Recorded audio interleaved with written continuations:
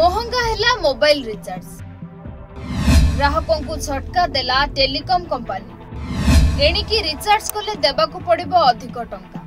गत वर्ष 2024 मसीह जिओ, एयरटेल एवं वीआई भली घरोई टेलीकॉम कंपनी गुड़िक सेमानक शुल्क योजनार मूल्य वृद्धि करथिले, जहा परे प्रत्येक मासरे लक्ष लक्ष उपभोक्ता सुलभ रिचार्ज योजना पाई बीएसएनएल को पोर्ट करने को चेष्टा करुछन्ति। एभली परिस्थिति रे घरोई टेलीकॉम कंपनी गुड़िक गोटिए परे गोटिए बजेट फ्रेंडली प्लान प्रदान करुछि। अवश्य एही परिस्थिति रे मध्य वीआई दुईटी योजनार वैलिडिटी ह्रास करुथबा बेले एहार योजना गुड़िको मध्य महंगा करिछि। वास्तव में निकट में वीआई पुणी थरे एहार सस्ता रिचार्ज योजनार मूल्य वृद्धि करिछि। एहा पूर्वरु कंपनी जुलाई 2024 रे 19 टंका उपलब्ध योजनार मूल्य 22 टंका को वृद्धि करिथिला। एबे पुणी थरे कंपनी एही योजनार मूल्य 23 टंका को वृद्धि करिछि। एही स्वतंत्र योजना रे आपण एक दिनर वैधता सहित 1 जीबी डाटा पाइबे। एथर मूल्य केवल 1 टंका को वृद्धि करा जायछि।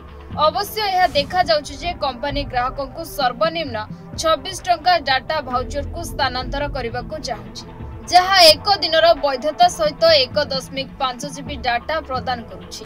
एहार अर्थ आपण केवल 3 टंका अधिक देई 50% अधिक तथ्य पाई परिबे। ग्राहकों को अधिक मूल्य योजना आड़क स्थानांतर करने को एही परिवर्तन एक रणनीति परि मने हुए। एहा पूर्वरु जिओ एहार 19 टंका डाटा भाउचर वैधता को गोटिए दिन एवं 29 टंका डाटा पैक वैधता को 2 दिन को ह्रास करिथिला।